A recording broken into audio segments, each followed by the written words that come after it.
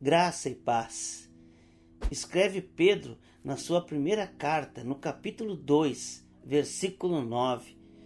Vocês, porém, são geração eleita, sacerdócio real, nação santa, povo exclusivo de Deus, para anunciar as grandezas daquele que os chamou das trevas para a sua maravilhosa luz. Glória a Deus! Nós que cremos em Jesus Cristo como Filho de Deus, fomos chamados por Deus das trevas para anunciar a grandiosidade do seu amor e a sua maravilhosa graça. E é sobre a graça que nós encerramos essa série de mensagens intitulada Voltando aos Fundamentos da Fé. Graça tem a ver com benevolência, com boa vontade, com generosidade. E no contexto bíblico, mais especificamente quando se fala na teologia, graça tem a ver com favor divino. Graça é um favor divino. E eu gostaria de compartilhar sobre 3 aspectos da graça. 3 aspectos que envolvem a graça de Deus. No primeiro deles, eu convido você a compartilhar comigo o texto de Romanos, capítulo 6, versículo 14. Diz assim o texto: Pois o pecado não os dominará, porque vocês não estão debaixo da lei, mas debaixo da graça. O primeiro aspecto que gostaria de compartilhar sobre a graça é essa comparação, ou essa relação que é feita entre lei e graça. Muitas vezes as pessoas não conseguem entender essa relação que principalmente Paulo nos coloca em relação à lei e à graça. De uma maneira bem objetiva, conforme o meu entendimento, a lei e a graça são uma espécie de forma de relacionamento. Como Deus se relaciona com os seus. Durante muito tempo, ou desde o princípio até a cruz, Deus se relaciona com os seus. Deus se relaciona com a humanidade, com base na lei e na graça. Durante esse tempo, esse primeiro tempo até a cruz, o que prevaleceu foi um relacionamento com base na lei. Mas isso não anulava a graça de Deus. Mas o que estava em evidência era a lei. Da cruz adiante, o que fica em destaque, o que fica em evidência, a forma com que Deus usa para se relacionar com os seus, com a humanidade, é a graça. Lei e graça se complementam, tanto que Jesus disse que não veio revogar, mas que veio cumprir a lei. Paulo escreve aos Gálatas, no capítulo 3, versículo 24, dizendo que a lei era uma espécie de aio que nos conduz até Cristo. Então, a lei é aquela forma de relacionamento que Deus tinha com o seu povo e que conduzia até Cristo, até a graça.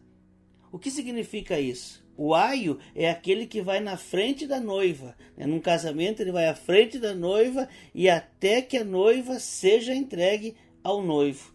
E é nesse sentido que a lei funcionou. A lei veio mostrando, conduzindo a humanidade, conduzindo Israel até a Cristo, até a graça. Dessa forma, a lei ela apenas mostrava o caminho, porque pela lei ninguém seria justificado. A lei ela apenas revelava o pecado.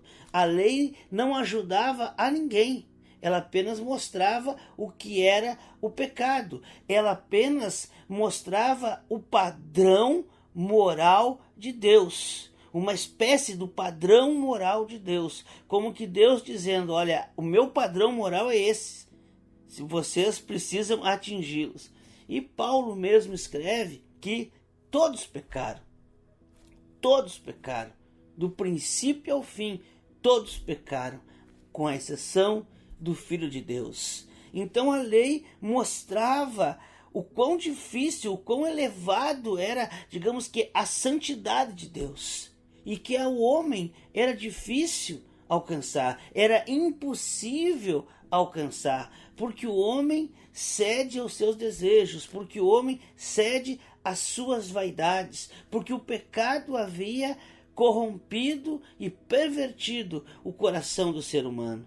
Então a lei mostra exatamente isso. Mostra que com as nossas próprias forças, pelos nossos próprios meios, nós não conseguiríamos nos aproximar de Deus. Não conseguiríamos atingir o padrão moral de Deus. Então a lei tem esse sentido. Então Jesus, o Filho de Deus, cumpre a lei. E a partir de Cristo, o relacionamento muda. A partir de Cristo, Deus, de uma certa forma, não olha mais para o ser humano e os seus pecados. Ou quando Deus olha para o ser humano e seus pecados, ele vê a obra da cruz. Ele vê o sangue de Cristo cobrindo ou encobrindo o pecado do ser humano, pagando o preço pelos nossos pecados. Nós vimos isso numa outra mensagem que falava sobre a cruz de Cristo.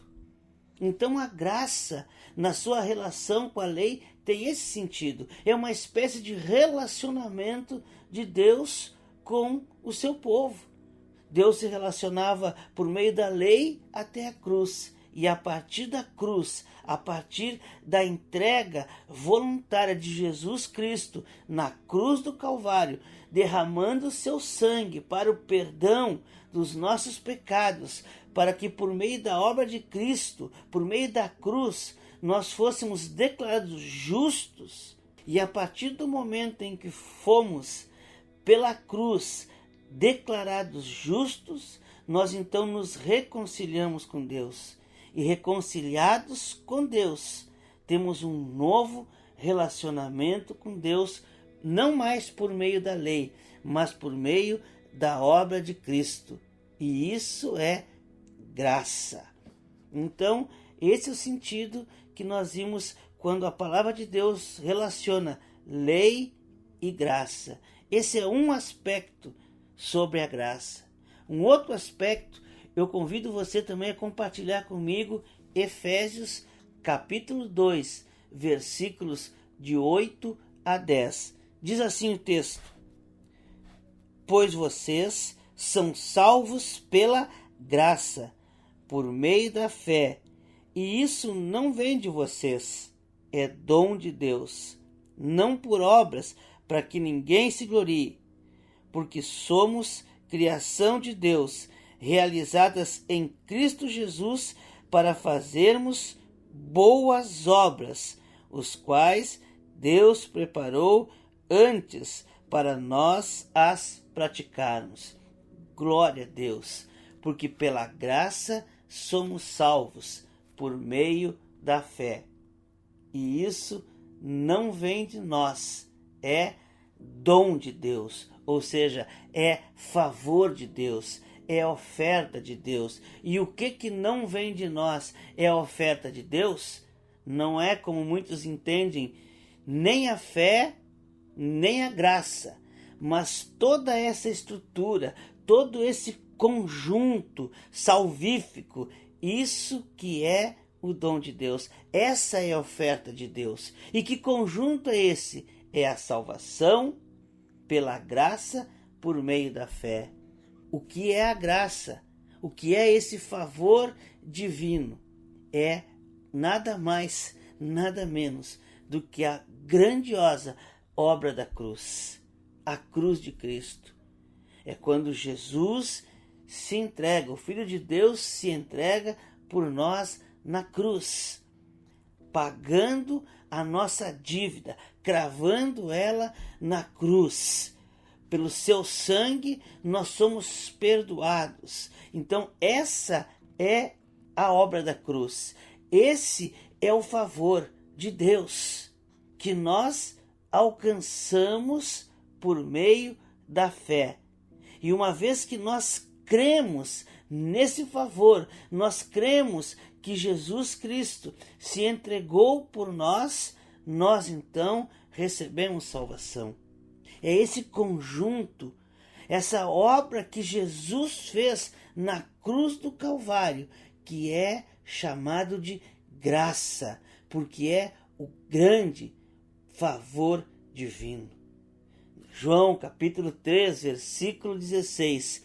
Porque Deus amou o mundo de tal maneira, ou seja, que Deus amou o mundo dessa forma. De que forma Deus amou o mundo? De que deu seu Filho unigênito, para que todo aquele que nele crer na obra de Cristo, crer que ele é o Filho de Deus que se entregou pelo perdão dos nossos pecados, coisa que nós não poderíamos fazer, estava longe, estava totalmente fora do nosso alcance. Não havia meio de encontrarmos salvação, porque não havia possibilidade de nós cumprirmos a lei. Todos nós pecamos, todos nós fracassamos no cumprimento da lei. Então nós precisávamos de um favor divino. Nós precisávamos que Deus agisse em nosso favor para que pudéssemos encontrar salvação. Então Deus envia seu Filho e ele se entrega voluntariamente para pagar a nossa dívida. Esse é o favor divino, essa é a graça. E é por meio da fé, ou seja, crendo nessa obra, que nós somos salvos. Então, graça, a obra de Cristo, o favor imerecido, salvação, a vida eterna na presença de Deus. E por que nós somos salvos pela graça? Porque nós cremos. Cremos que o poder de Deus se manifesta, que o amor de Deus se manifesta naquela cruz. Essa então é outro aspecto da graça, a salvação. É pela graça, pelo favor de Deus que eu e você, que a humanidade encontra salvação, somente por meio da graça, não por obras. E quando Paulo escreve que não por obras, ele não está se referindo a outras obras senão as obras da lei. A esta que nós falamos que era impossível ao homem cumpri-las. É impossível ao homem cumprir toda a lei. Todos fracassaram. Então, a salvação não vem por obras, não vem por um merecimento, não vem pelos nossos próprios meios. Ela vem pela graça, por meio da fé. Ela vem pela obra de Jesus na cruz do Calvário.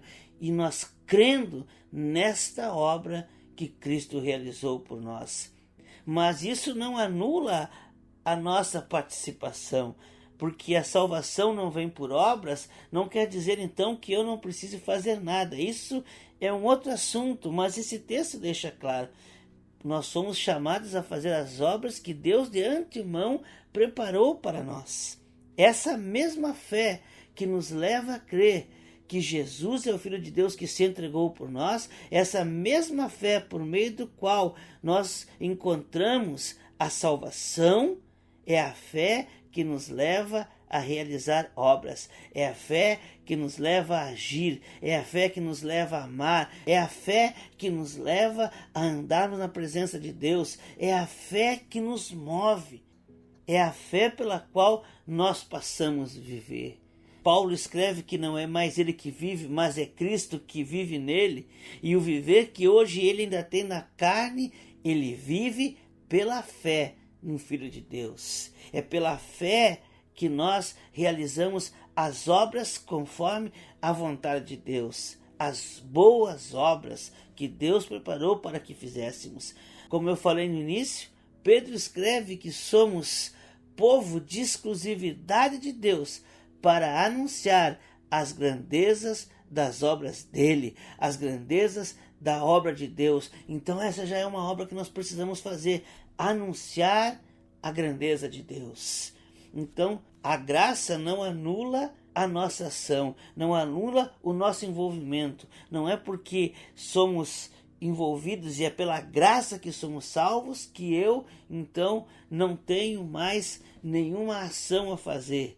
Eu preciso sim, eu sou compelido, eu sou constrangido a agir e a praticar as obras que Deus preparou conforme essa graça. Este é então, com certeza, o maior aspecto da graça, ou o aspecto de maior importância, de maior relevância para nós. É o que nós precisamos compreender, que a nossa salvação, ela vem pela graça. Ela não vem por merecimento, ela não vem por obras da lei. Não somos salvos porque somos bonzinhos, não somos salvos porque fazemos boas ações, não somos salvos porque nós somos cristãos, nós somos salvos pela graça.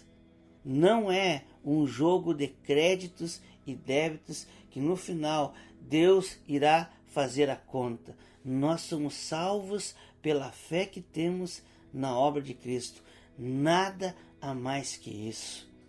É difícil do ser humano lidar com isso. Talvez a coisa mais difícil do ser humano lidar é com a graça de Deus, com esse favor imerecido, porque nós não merecíamos. Deus simplesmente nos amou. E esse amor de Deus não é um amor para ser questionado ou compreendido, é um amor apenas para ser recebido. Deus nos amou por meio de Cristo Jesus, a expressão máxima do seu amor, e então nos possibilita a oportunidade de nos reconciliarmos com Ele por meio da cruz, crendo na obra de Cristo. Não precisa fazer nada, apenas crer. Para a salvação, apenas crer na obra da cruz. E é difícil. Nós vivemos num mundo em que tudo tem um preço. Nós vivemos num mundo em que tudo tem um valor. Tudo é contabilizado. Então, quando nos é oferecido uma salvação de graça, pela graça, nós não conseguimos aceitar. Nós não conseguimos lidar muito bem com isso. Nós achamos e necessitamos de fazer alguma coisa, nós necessitamos de pagar uma promessa, nós necessitamos de algo mais, alguma coisa é necessário. O nosso interior, ele clama por fazer alguma coisa, porque aí sim, se eu fizer algo, então Deus tem, de certa forma, algo para me recompensar. Então não é de graça, e isso me traz mais entendimento e eu consigo lidar com isso. Mas lidar com o fato de que eu não mereço, não sou merecedor, e Deus mesmo assim age em meu favor, e eu não preciso retribuir, e eu não preciso fazer nada em troca. Realmente, a graça de Deus é algo que o ser humano não consegue lidar. Assim como o amor de Deus, nós precisamos apenas receber a graça de Deus. Apenas receber e crer que Deus enviou seu Filho para nos salvar. E um terceiro aspecto da graça, que não é o maior, com certeza, porque não existe nada maior que a nossa salvação, mas que se não for considerado, que se não for levado em consideração, se for negligenciado, podemos fracassar ou podemos nos distanciar da graça de Deus. E como terceiro e último aspecto da graça de Deus, eu queria compartilhar com você o texto de 2 Coríntios, capítulo 12, versículo 11. Diz assim o texto. Paulo escrevendo aos Coríntios: fui insensato, mas vocês me obrigaram a isso. Eu devia ser recomendado por vocês, pois em nada sou inferior aos superapóstolos, embora eu nada seja. Esse texto do versículo 11 do capítulo 12 da segunda carta aos Coríntios está dentro de um contexto maior que eu gostaria de abordar. Paulo está fazendo a sua defesa. Não que Paulo precisasse fazer a sua defesa, mas o que nós lemos a partir do capítulo 11 é que Paulo tem um compromisso. Ele diz que tem um compromisso de entregar ao noivo, a Cristo, uma noiva virgem, imaculada. E é por esse motivo, Paulo está se referindo especificamente naquele momento à igreja de Corinto, que ele necessita fazer a sua defesa para combater as heresias que estavam no meio da igreja de Corinto. E o interessante é que essas heresias, e a maioria das heresias que são combatidas nas cartas, elas surgem dentro da própria igreja, elas surgem dentro da própria comunidade cristã. Paulo escreve então a partir do capítulo 11, falando sobre os superapóstolos. Naquela época já havia alguns crentes que já se intitulavam, ou que já se achavam superapóstolos. Isso não é novidade. E ele falava sobre os superapóstolos e dizia à igreja que a igreja não podia aceitar com facilidade, que a igreja não poderia aceitar um novo evangelho, um novo ensinamento, porque era isso que esses superapóstolos traziam. Acrescentavam algo ao evangelho, ou tiravam algo do evangelho, e então eles corrompiam o evangelho, pervertiam o evangelho de Cristo, aquele evangelho que havia sido pregado por Paulo. E Paulo então, chamando a atenção deles, da igreja de Corinto, mostrando que eles, Paulo chama eles ironicamente de superapóstolos, que Paulo não era inferior a eles. E para isso Paulo começa a escrever de forma que eles entendam que Paulo não é inferior a eles. E Paulo pede licença, pede permissão e diz: se vocês toleram a esses superapóstolos que são insensatos, então eu também vou me fazer de insensato. Eu também vou me fazer de sem noção, de fora da casinha, e vou começar a mostrar para vocês quem sou eu. Se eles são hebreus, eu também sou. Se eles são israelitas, eu também sou. Se eles são servos de Cristo, e aí Paulo ainda faz mais uma vez, reforça: estou falando como insensato, estou falando como alguém que perdeu o senso, para que vocês entendam. Se eles são servos de Cristo, eu muito mais. E aí Paulo começa a fazer uma relação de tudo aquilo que ele passou pela obra, de tudo aquilo que ele fez por amor ao evangelho, de tudo aquilo que ele sofreu pregando o evangelho, levando boas novas de salvação aos gentios. Quantas vezes ele foi açoitado, quantas vezes foi preso, as situações em que ele foi apedrejado, os naufrágios, enfim, tudo aquilo que ele sofreu levando o evangelho. E então, se eles, os superapóstolos, são servos de Cristo, eu sou muito mais que ele, por tudo isso que eu passei, por tudo isso que eu agi.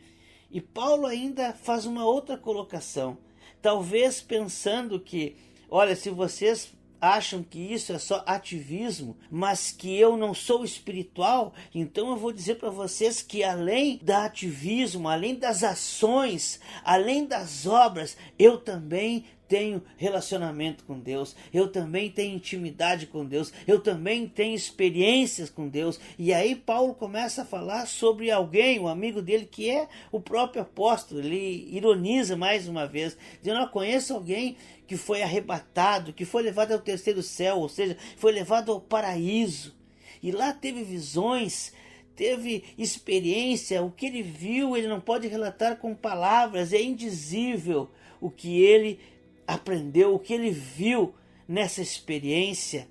E ele fala assim, que desse eu poderia me gloriar, que é ele mesmo, a experiência que ele teve com Deus. Em outras vezes, em outras ocasiões, Paulo também escreve, porque aquilo que recebi do Senhor, ou assim diz o Senhor e não eu, ou seja, da onde Paulo aprendeu? Talvez Paulo tenha aprendido com alguns dos discípulos, talvez Paulo tenha aprendido com pessoas que andaram com os discípulos, mas com certeza eu creio que muitas foi o próprio Deus que ensinou a Paulo nessas suas experiências.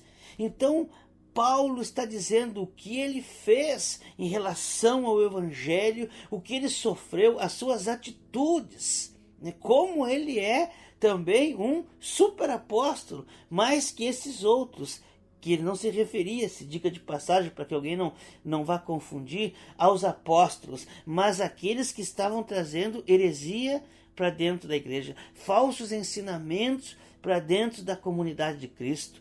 E ele então faz todo esse relato, dizendo tudo o que ele fez em relação ao Evangelho e tudo o que ele viveu com Deus.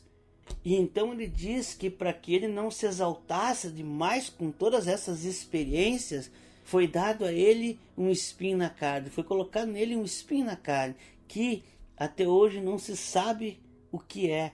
Existem muitas discussões que era a questão da visão, que às vezes que Paulo pudesse ter contraído malária, que era algo do caráter dele. Alguns chegam a dizer isso, que talvez a cobiça, porque em outro ponto ele fala sobre a cobiça quando fala da lei, mas enfim, algo que atormentava Paulo, era algo que deixava ele apreensivo, algo que ele não queria, e ele pede a Deus, diz que ora 3 vezes para que Deus tirasse aquele espinho da carne, e a resposta de Deus: a minha graça te basta, a minha graça te é suficiente. Que tremendo, porque o meu poder se aperfeiçoa na tua fraqueza. Deus dizendo a Paulo: a minha graça te basta, a minha graça é suficiente, com a minha graça tu não precisa de mais nada, com o meu favor tu não precisa de mais nada.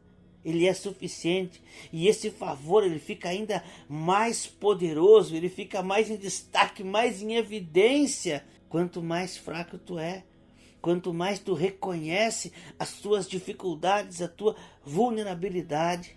Então é isso que Deus fala para ele: a graça de Deus é suficiente, nada mais é necessário. E então nós chegamos nesse versículo que lemos, no qual Paulo diz de tudo isso, dessa relação que ele fez, de todas as obras dele, do que ele sofreu, do que ele passou, e dessas experiências com Deus, e ele não devia ter dito isso. Ele escreve então: fui insensato, eu não devia me gloriar, mas vocês me obrigaram. Por quê? Porque ele queria defender-se, ele queria mostrar quem ele era, para que crescem nele, no evangelho que ele pregava, e deixassem as heresias de lado, e crescem no evangelho que ele estava pregando. Então, por isso, ele foi obrigado a se gloriar de tudo aquilo que ele tinha passado, de toda a sua experiência com Deus. E olha que interessante que ele diz: eu deveria ser recomendado por vocês, pois em nada sou inferior aos superapóstolos, embora eu não seja nada. E essa aqui é a declaração que eu tiro como essência para esta mensagem, nesta relação da graça. Graça com relação à lei, primeiro aspecto. Graça é o meio da nossa salvação. Nós somos salvos pela graça, mas há um terceiro aspecto: tudo é pela graça. A salvação é pela graça, e toda a nossa vida é pela graça. É o que Paulo diz depois que ele fala tudo isso, tudo aquilo que ele é em relação ao evangelho, todas as experiências que ele teve com Deus, ou seja, aquilo maravilhoso e o sofrimento maior. E ele diz: olha, eu sou esse cara, e eu não sou inferior aos superapóstolos. Então, em relação a isso, mesmo que eu não seja nada, mesmo que realmente eu não seja nada. Por que Paulo faz essa afirmação? Por que diante de tudo isso que ele viveu, ele considera que ele não é nada? Por causa da graça. Por causa que Paulo compreende que tudo é graça. Paulo escreve aos Gálatas, no capítulo 6, a partir do versículo 14. Quanto a mim, que eu jamais me glorie, a não ser na cruz do nosso Senhor Jesus Cristo, por meio do qual o mundo foi crucificado para mim e eu para o mundo. De nada vale ser circuncidado ou não, o que importa é ser uma nova criatura. Paulo entendia que o que importava era ser nova criatura. O que tem a ver isso com a graça? Vamos pegar um outro texto para entender essa ideia, para fecharmos esse pensamento. Efésios capítulo 2, versículo 1, diz que Deus nos deu vida, estando nós ainda mortos em nossos pecados e nossas transgressões.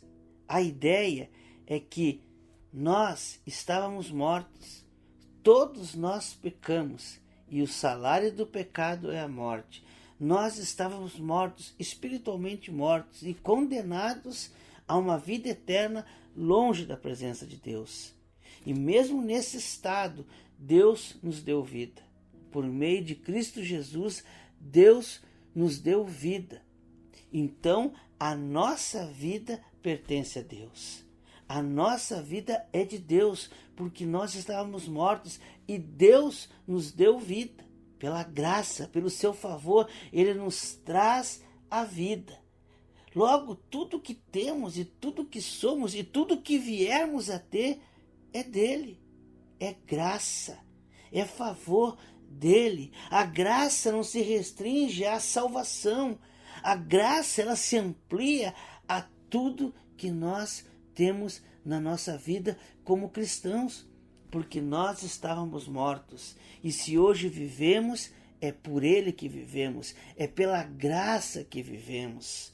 Isso precisa ser compreendido. Precisamos voltar a este fundamento, a essa compreensão da graça de Deus.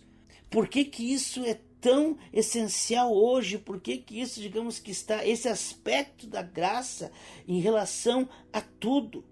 Tudo é pela graça. Por que que isso é tão essencial hoje? Compreendermos isso hoje. Porque há uma distorção no Evangelho. Há uma perversão no Evangelho da graça. Em muitas situações, as pessoas estão sendo levadas a compreender. Já existe uma tendência do ser humano de compreender ou ser mais suscetível àquilo que tem um preço, àquilo que tenha um valor, muito mais do que algo que seja de graça. Ou seja, que eu não precise pagar nada, que eu receba de graça. Há uma certa desconfiança. E quando eu faço alguma coisa, parece que então eu sou mais merecedor. E muitas vezes, hoje, nós somos levados a essa compreensão. Por meio de muitas mensagens, se passa a ideia, se transmite a ideia de que Deus age não pela graça, mas sim pelas nossas ações. Deus abre a porta ou Deus faz com que eu prospere conforme o dízimo e a oferta que eu dou. É uma relação de troca. Eu oferto mais, eu dizimo mais, então Deus me faz prosperar mais. Não vamos entrar nesse assunto agora, uma base na fé retributiva do Antigo Testamento, da lei. Então se tem essa ideia de um Deus que é recompensador, mas não recompensador daqueles que o buscam, conforme Hebreus nos afirma, Hebreus capítulo 6, mas sim recompensador daqueles que dizimam. Deus é recompensador daqueles que ofertam. Parece que Deus abre a porta, ou Deus abriu a porta do emprego, ou Deus me abençoou com a cura, ou Deus fez algo que eu pedi. Deus me abençoou por quê? Porque eu fiz as 7 campanhas das sextas-feiras, porque eu fiz a campanha da rosa ungida, porque eu subi o monte para orar, porque eu isso e eu aquilo. E aonde fica então a graça? Aonde fica o favor imerecido? Tudo que temos é graça. não é pelo valor. Deus não abriu esse emprego para você. Deus não concedeu esse emprego porque você orou mais, porque você jejuou mais, até isso. Até parece que Deus abre a porta, não, porque Deus, ele me abençoou por causa do meu jejum. Totalmente o uso do jejum, totalmente fora do contexto. Mas muitas pessoas são levadas a crer nisso, que é o seu tempo de oração, que é o seu conhecimento, que é a sua busca, que tudo isso é o que faz Deus agir em seu favor. Ou seja, isso não é graça, porque isso tem uma base na recompensa. É por isso que Deus fez. Não, não é por isso. Tudo é graça. Tudo é graça. Ah, eu consegui a aprovação no concurso. Ah, mas é que eu estudei. E se você ficasse doente durante esse tempo? Concurso é daqui a 6 meses. E se você ficar doente nesse período? E se uma gripe, qualquer coisa, venha lhe impedir, se você não tiver acesso à informação, acesso a livros, e se você ficar sem internet durante esse tempo, como vai estudar? Tudo vem de Deus. Tudo vem de Deus, não é por merecimento. Isso nós precisamos compreender. Há uma forte tendência, já é nossa, já é própria do ser humano, a levarmos a esse tipo de pensamento. Já há uma tendência nossa, é intrínseco do ser humano, está nele, já vem conosco. A nossa natureza já é propensa a crer dessa forma, a crer na recompensa desse modo, a crer numa troca. Não, eu faço algo, então eu sou merecedor. E isso anula a graça de Deus. Deus me abençoa, não é porque eu oro mais. Deus me abençoa, não é porque eu passo mais tempo lendo a palavra. Deus me abençoa, não é porque o meu jejum é maior, é mais prolongado. Deus me abençoa, não é porque eu não perco um culto, não é porque eu faço campanha, não é porque eu dou dízimo, não é porque a minha oferta é constante. Deus me abençoa pela sua graça. É pela sua graça, é favor imerecido. E se eu creio nisso, se eu creio desta forma, então eu sou levado a reconhecer a graça de Deus. E essa mesma fé, como eu já falei anteriormente, essa mesma fé que faz com que eu creia na graça, é a fé que vai então me levar a ler a palavra, é a fé que vai me levar a orar, a buscar a presença de Deus, a ter intimidade com Deus, a fazer as boas obras para a qual Ele me chamou, para a qual Ele me tirou das trevas e me chamou para a sua maravilhosa luz. É dessa forma.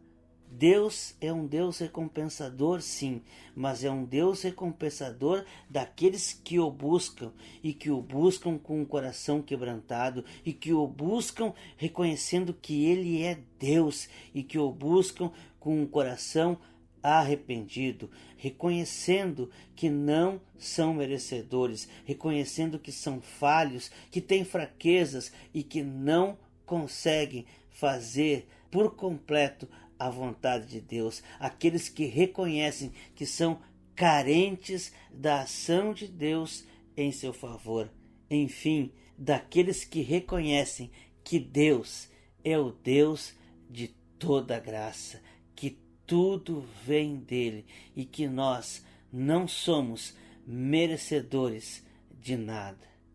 Que nós possamos viver com esse entendimento em nosso coração, que as nossas ações sejam fundadas na graça de Deus, que possamos compreender que nós de nada somos merecedores, somos totalmente dependentes da graça de Deus, do seu favor, da sua benevolência, da sua boa vontade. Somos dependentes da generosidade de Deus. E nenhum ato meu, nenhuma ação minha coloca o nosso Deus na obrigação de me recompensar. Deus é um Deus tremendo e tudo vem dele, que nos dá de graça e pela graça. Que Deus nos abençoe.